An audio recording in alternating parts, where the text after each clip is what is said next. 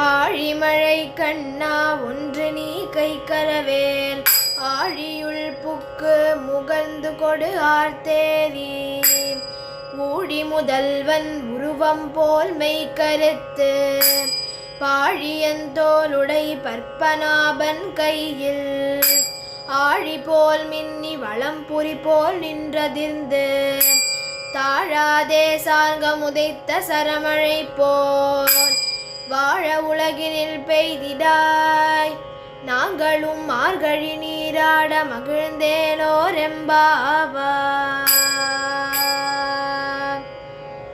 இப்பாசுரத்தில் மேகத்திற்கு அதிபதியான பிரஞ்சனையிடம் கண்ணபிரானின் சாரங்கம் என்னும் வில்லில் இருந்து புறப்படும் அம்புகளைப் போல் மழையை பொழித்து எங்களுடைய மார்கழி நீராடல்களுக்காக எல்லா நீர்நிலைகளையும் நிரப்பி எங்களை மகிழ்ச்சியடைய செய்ய வேண்டும் என்று வேண்டுகிறாள் ஆண்டாள்.